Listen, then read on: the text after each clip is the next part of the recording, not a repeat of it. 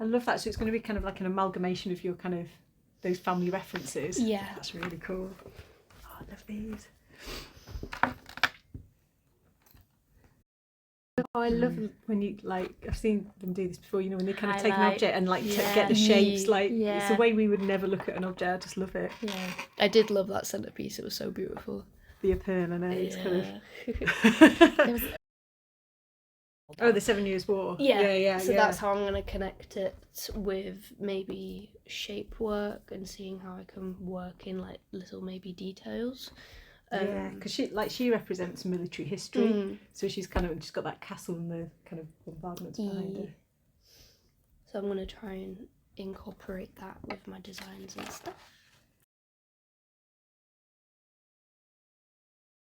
Like this, is this like illustrations of like space or something? That is a lining material that, you know, the little compasses, like the old little ones, it's got all that all over it, and I thought, ooh, that kind of goes with the pattern, sort of, like, I know it's not that, but it's like still the Fairfaxes have their cousins are like big astronomers and they discover planets and stuff like that. The Piggotts, who eventually inherit after Anne Fairfax, they're really big into astronomy. They work with John Goodrick. Have you heard of Goodrick, like Goodrick College? He's like a York astronomer, and I can't remember. They discover, him and Piggott and Goodrick discover like a new rotation of a moon. Oh, I don't know.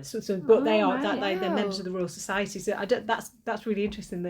That's good because that's the lining of the dress. Oh yeah, cool. So it's like but it's like part of it. Like because they were Catholics, they couldn't hold civil office, for example, so the Fairfaxes couldn't be a member of the military. So what they do is they go into professions like medicine or research like into astronomy or pharmacy and stuff like that. So the sciencey bit's that's really cool. That's cool. Yeah, it's a nice bit of synergy. Love the three-dimensionality of it. That's really like our kind of details. It's kind of quite, I know you're just playing around with the shapes, but it's nice in the cotton fabrics. It's really like the plainness of the stucco work in a way, which then contrasts with like the silky damask. Then that is it for me. I've done 10 that you can look at, and I would like your opinion on which shapes, what pops out. I haven't fully finished colouring that one in. You have caught me off guard. I was like, oh. Visitors are like that. He's mega. So mine will be focusing, as I said, on a gown, but trying to bring in like very unique shapes to the body. So you're going to kind of combine your family history with the kind of the things you've seen at Fairfax House and kind of merge them in. So it'll be with the colours probably. So the red will be from Fairfax House, that room, as well as cause with the RAF, their colours are blue, white and red. So I'm taking the red from that. Oh, cool. Have you decided on your fabrics then, Sid? Yeah. That's cool. Is that like what you was The bunching. the one? Yeah.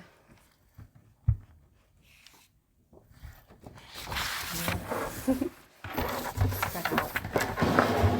Can be clean. Can I see too? Yeah.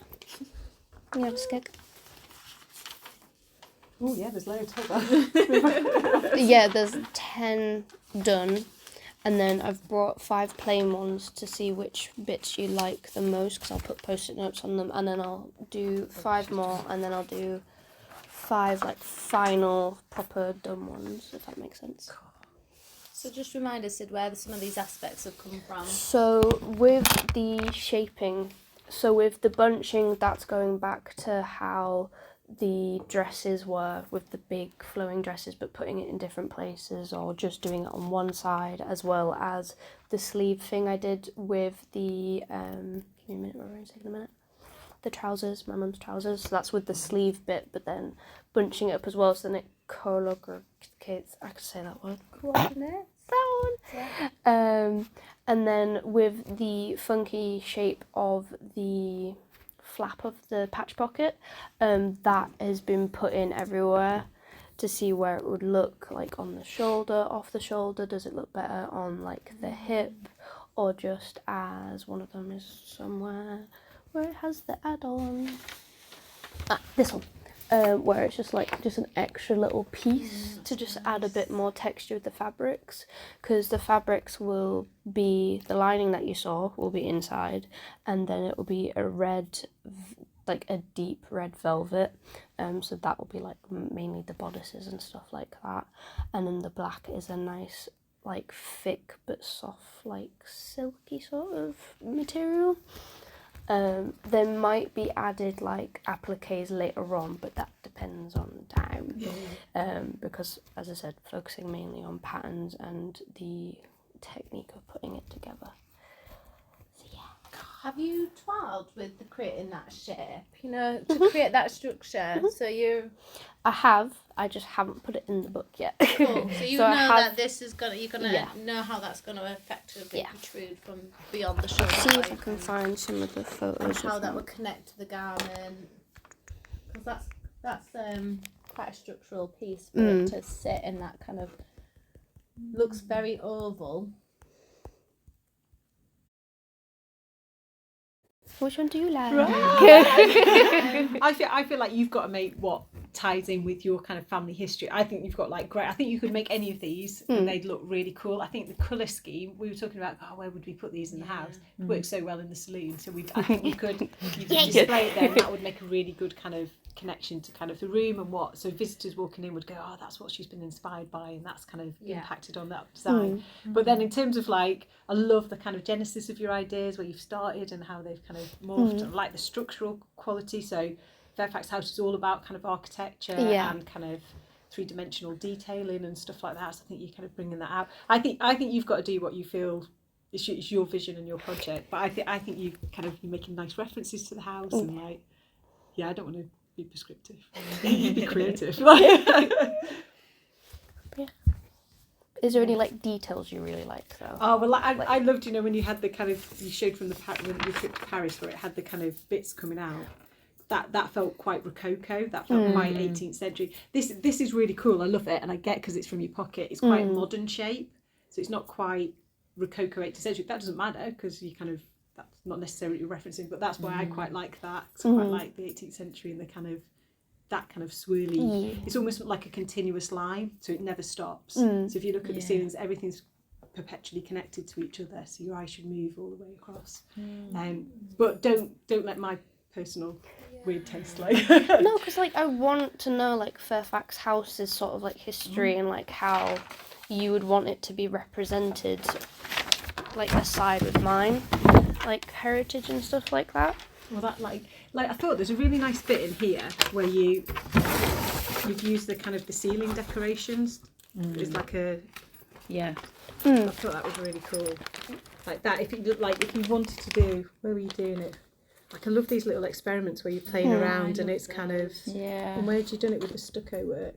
I think like it's Stucco. that as well, and kind of like I think that's really cool. And then when you went to this, I was like, I can see your kind of line of thinking there. Like you could almost see like this here. Yeah. Couldn't you? You could almost like see it coming through. I really liked this sleeve that you did as well. With from the trouser. That was great. I really liked that idea. Somewhere. These are really cool. Yeah, I really liked that idea. And that's got that kind of continuous kind of movement. So it's not as formal, but it is that kind of sense of kind of movement. I know I could kind of see this with this. I agree. I think since you've got some, I think these are your initial design. Yeah, elements. these definitely And are I just think- initial. I think to make it more of a Sid design, there's something else going in with this as the base, but you've got to work with maybe one or two more aspects, whether that's the structure of the building or some of the details that you've worked with. It's amazing now, but I feel like there's a little bit more that you can pull through with the work that you've already done to exhaust it that little bit further. Yeah. We don't want to go too OTT, do we? Maybe. Never seen a Oh, rose. it's Got Georgia- mine. it's a Georgia Of course they they did. They went big. Exactly. So there's loads of aspects in the sketchbook that I feel like must be brought through. As your base, as your structure. So you can see there's a silhouette that you're wanting to translate. You can see that. Yeah. Your colours choice is really eye-catching. I can imagine it being exhibited and you'd be drawn to it. So those aspects you've nailed. Just feel as though there's a little bit. Yeah. I feel like if you photocopied these that you've got, And then go back cut to them that out and process play you them did. around, Yeah. and I think you'd find it. Yeah. Just from like those Yeah. 5 things, maybe. I think you'd find. Yeah. Use those processes you've done in your sketchbook to go that next SID level. So much work here. So it wasn't that long ago you guys came round. No. to the house. It's No. amazing. You've enjoyed it though, haven't you? You've enjoyed Yeah. this project. Absolutely loved it. You got really far on with your heritage research very quickly. Like you'd made like a whole family tree and all these places that your family had been within. It was in like a week or two of research, it was a week wasn't and a it? You had really been able to focus in. So there's definitely some great links from Fairfax and your heritage.